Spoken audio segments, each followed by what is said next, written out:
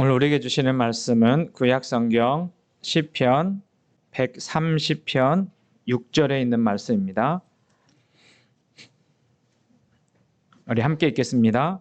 파수꾼이 아침을 기다림보다 내 영혼의 주를 더 기다리나니 참으로 파수꾼이 아침을 기다림보다 더하도다. 아멘. 우리 좌우 옆에 계신 분들하고 같이 인사 나누겠습니다. 사랑합니다. 사랑합니다. 사랑합니다. 우리 한번 이렇게 서로를 격려할까요? 주님을 기다리며 삽시다. 아멘. 오늘 주님의 은혜가 우리 모두에게 함께 하시기를 소망합니다. 오늘은 이렇게 질문하고 말씀을 시작해 보려고 합니다. 내가 무엇을 기다리고 있는가? 여러분 지금 무엇을 기다리고 있어요? 각자가 기다림의 그 내용은 다를 거라고 생각해요. 어떤 분은 이렇게 표현했어요. 인생은 기다림의 연속이다. 이렇게 표현했어요. 맞는 것 같아요? 어렸을 때 생각해 보면 아이들이 누구를 기다려요? 엄마를 기다리잖아요. 엄마가 언제 오나 그렇게 기다리고, 요즘 이제 우리 학생들이 그 대학 입시를 준비하는 시험을 치렀거든요. 그래서 이제 점수가 몇 점이 나오나 그래 기다리기도 하고, 어떤 대학에 합격했나라고 하는 합격의 통지서를 기다리기도 합니다. 또 경제적으로 힘들고 어려운 상황 속에 있는 젊은이들이 회사에다가 이제 취직에 관련된 서류를 넣어놓고 합격 통지서를 기다리는 그런 기다림도 있습니다. 또 젊은이들 가운데 요즘에 결혼하는 일이 쉽지는 않지만 결혼식 날짜를 잡아놓고 그 결혼식 날을 기다리는 그런 기다림도 있지요. 또 경기가 힘들고 어려우니까 사람들이 뭘 하냐면 로또 복권을 사기도 해요. 혹시 여러분 로또 복권 사셨나요? 사기도 하잖아요.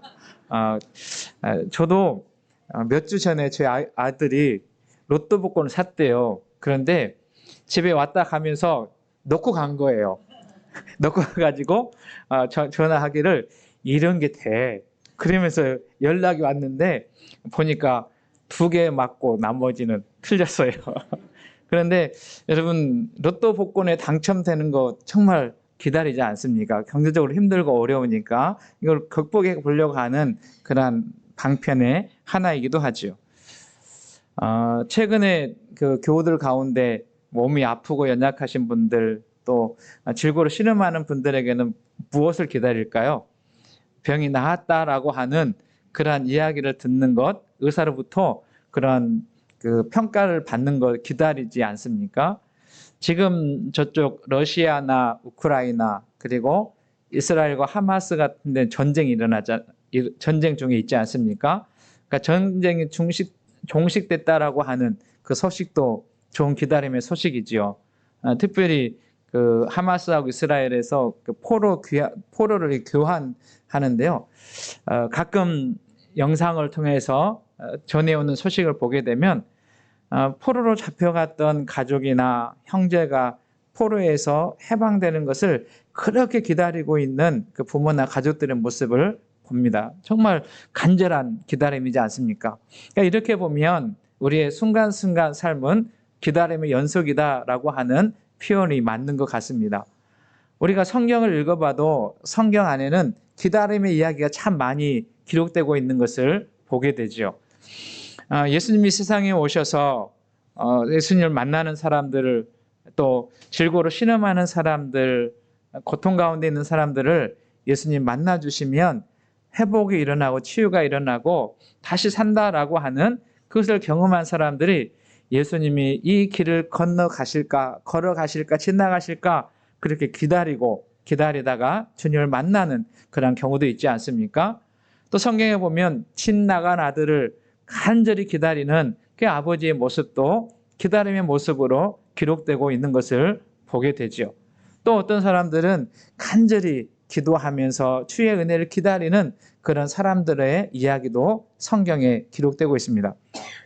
지금은 교회 절기로 대림절 또는 대강절이라고 하는 절기를 지나가고 있어요. 이 절기의 의미는 무엇이냐면 예수님이 이 땅에 오심을 기념하고 또 기다리면서 우리 믿음의 선배들이 신앙생활 가운데서 성탄절 전 4주 동안 그렇게 네 번째 주일을 지나면서 그렇게 기다리죠. 이 기다림은 한 세 가지 의미가 있어요.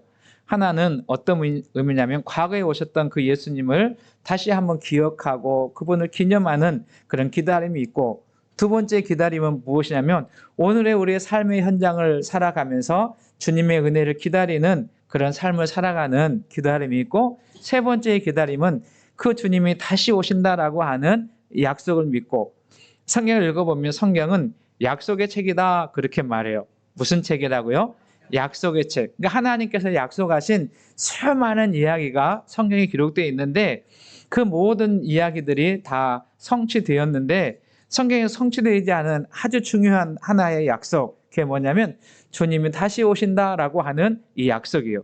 그러니까 성도들은 이러한 절기를 지나가면서 주님이 다시 오신다라고 하는 그러한 믿음을 가지고 기다리는 기다림의 삶을 살아갑니다.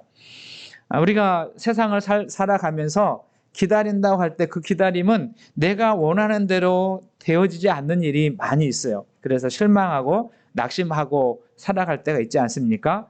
그런데 주님께서 말씀하신 그 약속은 반드시 이루어진다.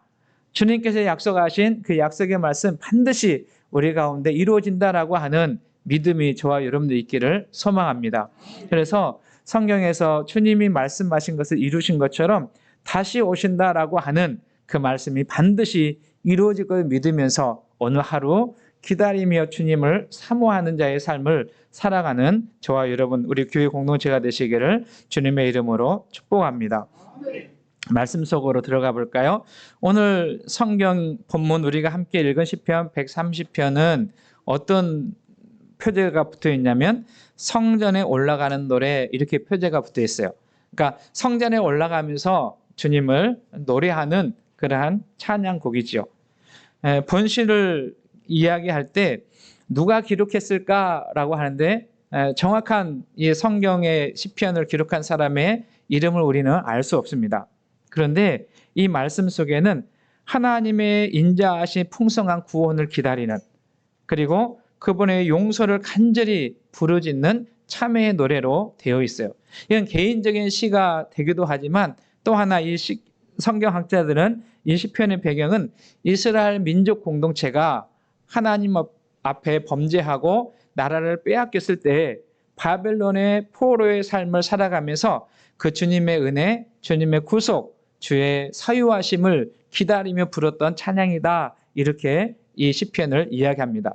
그러니 이건 개인적으로나 공동체적으로 어떤 이야기를 하냐면 주님을 간절히 기다리는, 주님의 사유하심, 다시 말하면 주의 용서를 기도하면서 기다리는 그런 내용이 이 시편의 내용입니다. 시인은 성전에 올라가면서 주님을 만날 것을 고대하며 나아갑니다. 저는 우리 성도님들이 하나님께 예배 드릴 때에도 그 예배 드리는 귀하고 귀한 시간, 주님의 은혜, 주님을 만날 것을 소망하며 하나님께 예배하시는 우리 모두가 되시기를 소망합니다. 그는 마치 파수꾼이 아침을 기다리는 것처럼 주님을 기다린다라고 노래하죠. 여러분 한번 읽으셨지만 다시 한번 읽어볼까요? 시작.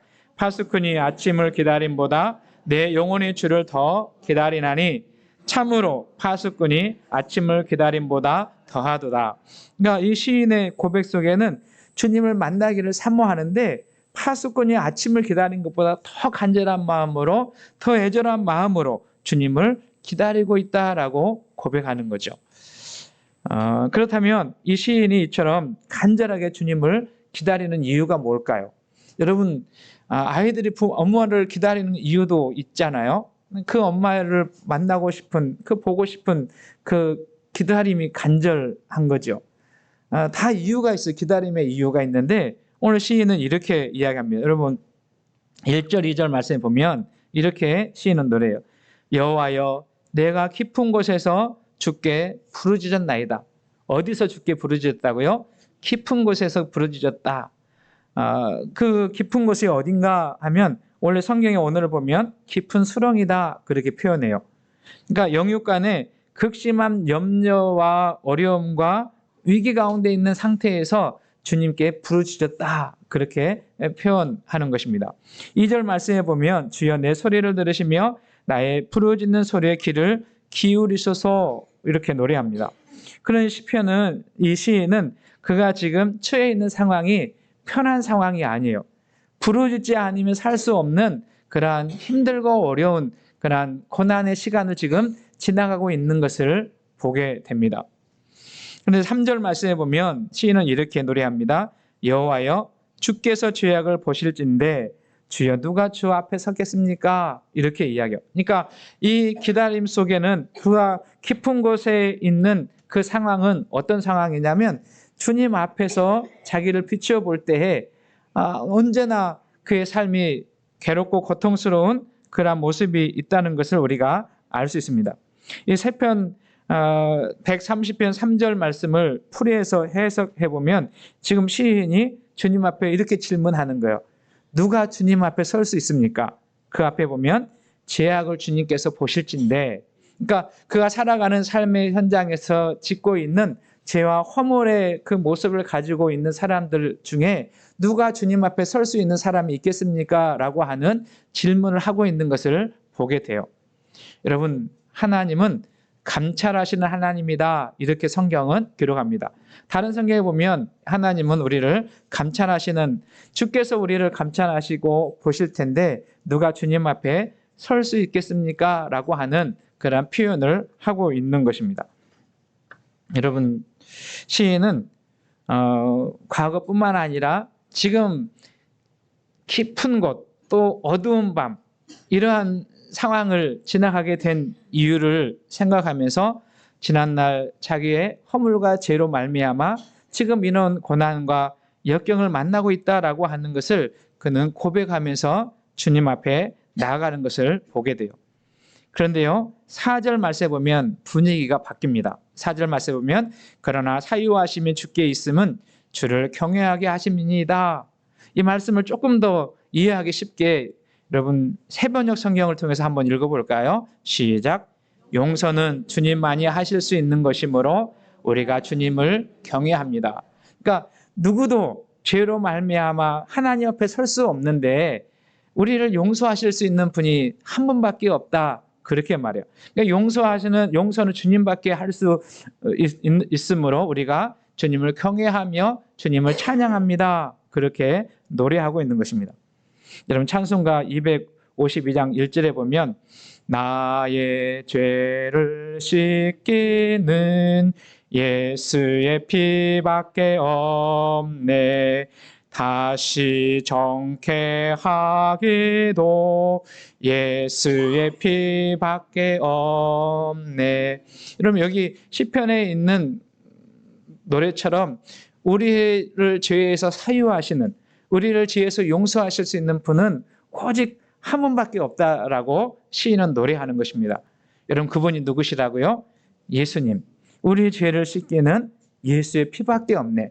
다시 정케하실지도 예수의 피밖에 없다라고 노래합니다. 이것이 바로 시편 130편 시인의 기도와 고백과 같은 거죠. 시인은 지난날의 죄와 허물로 깊은 수렁과 그리고 캄캄한 어두운 밤의 상황을 지나면서 이것에서 자유를 잃어버리고 기쁨을 잃어버리고 살아가는 이 캄캄한 밤에 하나님께서 은혜의 햇빛을 비춰주셔서 우리를 자유케 하시고 행복한 자의 삶을 살도록 인도해 주신다라고 하는 노래를 하는 것입니다. 앞에서 말씀드린 것처럼 지금 우리는 교회 절기로 대림절 또는 대강절 기간을 지나가고 있어요. 우리 믿음의 선배들은 이 절기를 지나면서 그냥 지나는 것이 아니라 어떤 문헌에 보면 이 시편 130편을 암송하거나 묵상하거나 이 말씀 붙들고 주님의 십자가 앞에 나아가서 자기의 죄와 허물을 고하고 주님의 용서와 자비하심을 구하며 주님을 고대하며 나아갔던 일들이 있었던 것을 보게 됩니다. 저는 저와 여러분들이 이 대림절 기간을 지나면서 우리를 다시 한번 점검해 보는 그런 시간이 있기를 원하고 주님을 만나는 은혜가 있기를 주의 이름으로 축원합니다. 그러면 이렇게 한번 또 질문할까요? 그러면 이 예수님은 누구일까? 대림절에 우리 가운데 찾아오신 그 예수님은 어떤 분이실까요? 여러분 잘 아시는 말씀인데요. 세례 요한은 이렇게 대답을 했어요. 요한복음 1장 29절 말씀에 보면 이튿날 요한이 예수께서 자기의 나오심을 보고 이르되 보라, 같이요, 시작. 세상 죄를 지고 가는 하나님의 어린 양이다. 세례 요한은 그 예수님을 가리켜서 어떻게 말하냐면 보라, 세상 죄를 지고 가는 하나님의 어린 양이라. 여기 세상 죄는 우리의 죄를 말하는 거예요. 저와 여러분들 세상 가운데 모든 사람들의 죄를 대신 지고 가는 하나님의 어린 양, 그분이 누구시냐면 우리 가운데 찾아오신 예수님이라고 세례 요한은 고백하는 것입니다. 또 예수님은 자기 자신을 가리켜서 이렇게 말해요. 잘 아시는 말씀인데요. 마가복음 10장 45절 말씀 같이 읽습니다. 인자가 온 것은 섬김을 받으려 함이 아니라 도리어 섬기려 하고 자기 목숨을 많은 사람의 대속물로 주려 함이니라. 여기 예수님께서 자기 자신을 가리켜서 내가 이 땅에 온 이유는 나를, 내 목숨을 많은 사람의 대속물로 주려 함이라. 대속물이라고 하는 것은 우리가 죄와 허물로 죽을 수밖에 없는 우리를 대신해서 죽으시고 우리를 용서해 주시는 그 제물이 되신다라고 하는 말씀이에요. 2000년 전에 이 땅에 오신 예수님, 우리 가운데 오신 예수님은 우리의 모든 죄와 허물을 대신 지고 십자가에 돌아가셔서 우리의 죄와 허물을 용서해 주시고 죄의 사슬에 놓여서 자유를 상실하며 살아가는 우리들에게 참된 자유를 주시기 위해서 이 땅 가운데 오신 하나님의 어린 양 대속제물이시다라고 말씀하시는 거예요. 저는 이 사실이 저와 여러분들에게 믿어지는 은혜가 있기를 주님의 이름으로 축원합니다. 여러분, 그래서 예수님은 이 세상에 오시기 전부터 어떤 목적을 가지고 오셨냐면 죽기를 위해서 오신 거예요. 자기가 세상의 모든 사람의 죄의 짐을 대신 지고 십자가에 죽기를 위해서 오시는, 여러분 세상에 우리가 태어날 때 응애하며 울지 않아요? 왜 그래요? 나는 이 세상에서 태어나 살겠다라고 하는 그런 의미가 있어요. 세상 사람 다 살기를 위해서 온 거예요. 그런데 예수님은 이 땅 가운데 오신 목적이 죽기를 위해서 오셨다라고 하는 그러한 표현을 하고 있는 것입니다. 당신이 죽어 우리를 살려내기 위해 우리에게 잃어버린 천국을 다시 회복시켜 주시고 그 천국 백성의 삶을 살도록 하기 위해서 오신 분이 예수님이라는 거예요. 그래서 예수님께서 십자가에 못 박히실 때 그 손과 발은 우리가 세상 가운데 죄를 짓고 살아가는 우리의 손과 발을 대신해서 십자가에 못 박혀 죽으신 것이고 우리의 불신앙의 죄를 대신해서 십자가 창에 찔리시는 그러한 고통을 당하신 거죠. 이사야 선지자는 이것을 이렇게 고백합니다. 이사야 53장 5절 말씀에 보면 그가 찔림은 우리의 허물 때문이요 그가 상함은 우리의 죄악 때문이라. 그가 징계를 받음으로 우리가 평화를 누리고 그가 채찍에 맞음으로 우리가 나음을 받았도다. 여러분, 이 사실이 저와 여러분들에게 믿어지는 은혜가 있기를 주의는 축복합니다. 그가 찔림은 우리의 허물 때문이요 그가 십자가에서 창과 그리고 창으로 옆구리를 찔리시고 그리고 대못으로 손과 발에 찔림은 우리의 허물 때문이요 그가 상함은 우리의 죄악 때문이라. 그가 징계를 받음으로 우리가 평화를 누리고 하나님 안에 샬롬의 삶을 살아갈 수 있게 되었고 우리가 자유로운 삶을 사는 은혜를 입었다. 그래서 주님이 이 세상에 오신 것은 우리들에게 가장 큰 선물, 가장 귀한 선물인 줄로 믿습니다. 여러분, 질문할까요? 여러분, 그 주님을 믿으시나요? 여러분, 그 선물을 받으셨습니까? 여러분, 저는 이 선물을 받아 누리시는 우리 더함교회 공동체 또 영상으로 예배하시는 우리 모든 성도들 다 될 수 있기를 축복합니다. 이 사실을 믿기에 우리는 그분에게 감사할 수 있고 그분을 찬송하며 예배할 수 있습니다. 그러므로 이 대강절 기간, 대림절 기간은 그 주님의 이 은혜를 생각하고 감사하고 그분을 높이는 자의 삶을 살아가는 거예요. 교회에서 추리를 만들기 이전에 벌써 세상에서는 추리를 만들고 화려한 장식을 해요. 그럼 이 사람들의 기다림은 어떤 기다림일까요? 그렇죠. 손님을 기다리는 거예요. 어떤 분이 그런 이야기 했어요.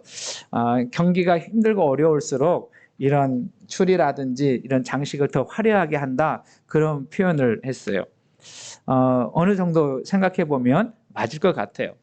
근데 우리는 그런 기다림이 아니라 우리 가운데 찾아오시고 우리를 위로해 주시고 우리의 죄를 용서해 주시고 우리에게 새 생명을 주신 그 주님을 기억하고 찬양하며 우리는 어떤 기다림을 가지고 있냐면 이 시편의 기자가 기다렸던 과거의 그 주님을 기다리는 것이 아니라 다시 오실 예수님을 기다리는 자의 삶을 살아가는 것입니다.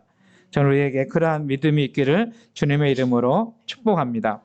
예수님께서 다시 오신다라고 하는 이 믿음을 가지며 살아갈 때 우리는 함부로 살 수 없고 대충대충 살아갈 수 없어요. 그 주님의 기대하심과 그 주님의 은혜 가운데 그분을 기뻐하는 자의 삶을 살고 그분이 원하는 자의 삶을 살아가는 것, 그것이 주님을 기다리는 자의 삶의 모습이지요. 우리 다 함께 섞여 있는 모든 성도님들이 다시 오실 주님 앞에 설 날을 바라보며 사모하시면서 오늘을 살아가는 은혜가 있기를 저희는 축복합니다.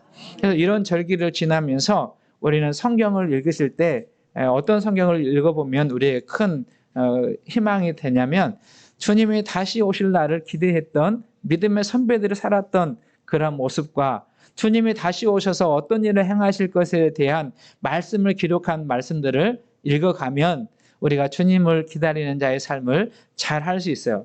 여러분 마태복음 25장에 보면 열처녀의 비유가 있습니다. 깨어서 주님 맞을 준비한 지혜롭고 슬기로운 다섯 처녀처럼 저와 여러분들이 사망의 깊은 잠에 빠져들지 않고 깨어서 주님 맞이할 날을 기다리며 살아가는, 준비하며 살아가는 우리 성도들 되어야 수 있기를 소망합니다. 그리고 달란트를 맡은 사람들처럼 각자 맡겨준 그 달란트를 가지고 충성된 주의 일꾼이 되어서 주님 오실 때 잘했다 칭찬받는 그러한 주의 종으로서 주의 일꾼으로서 오늘을 살아내는 우리 모두가 되시기를 소망합니다.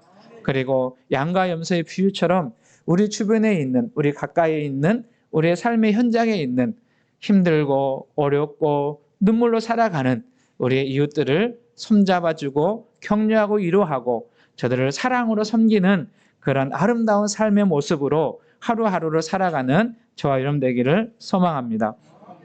말씀을 정리합니다. 지금 우리는 대림절 기간을 지나가고 있어요.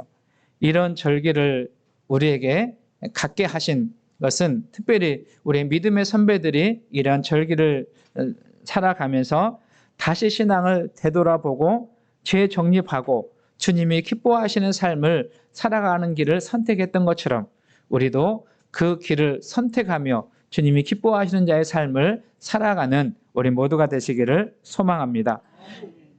혹여 우리 중에 오늘 본문에 기록된 시인처럼 죄악의 깊은 밤 그리고 어두운 밤을 지새우는 그런 파수꾼의 아침을 기다린 것 같은 그런 상황에 있는 분이 계시다면 우리 가운데 사랑으로 찾아오시고 구원의 은총으로 찾아오시고 하나님의 어린 양으로 찾아오신 주님을 다시 만나는 기간이 될 수 있기를 주님의 이름으로 축복합니다.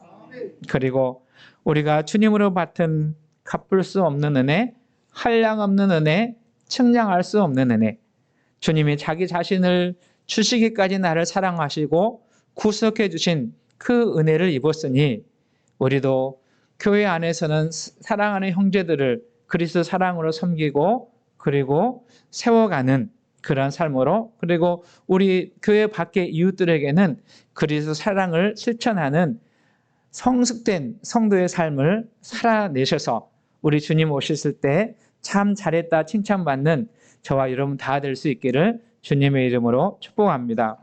주님께서 오셔서 우리의 삶을 반드시 기억해 주실 것이고 우리가 주님을 기다리며 성숙한 그리스도인의 삶을 살아냈던 것, 그리고 섬기고 나누고 용서하는 자의 삶을 살아가는 것, 주께서 맡은 사역을 잘 감당했던 그 모든 것들에 대해서 반드시 잘했다 칭찬해 주실 것이고 격려해 줄 줄로 믿습니다. 그날을 소망하며 오늘 하루 우리에게 주어진 날 기쁨과 감사로 살아내는 저와 여러분 되시기를 주의 이름으로 축복합니다. 우리가 12월을 시작하면서 바울의 이야기를 나누었습니다. 바울 사도가 나의 나된 것은 다 주님의 은혜라 이렇게 고백하고 주님의 은혜를 찬양했습니다. 여러분, 나의 나된 것 주님의 은혜입니다. 오늘도 하나님을 찬양하며 예배할 수 있는 것도 주님의 은혜이고 우리 가운데 견실한 믿음 가운데 흔들리지 않는 삶을 살게 하신 것 주님의 은혜입니다. 이런 그 주님 다시 만날 날을 소망하면서 오늘 하루하루 승리하는 자의 삶을 사는 저와 여러분 되시기를 주의 이름으로 축복합니다. 우리 옆에 계신 분들 한번 격려할까요? 주님 오실 때까지 최선을 다해서 삽시다. 네, 주님 오심을 기다리며 오늘 살아내는 저와 여러분들에게 또 영상으로 예배하시는 공동체 가운데 주의 도우심과 평강이 함께 하시기를 주의 이름으로 축복합니다.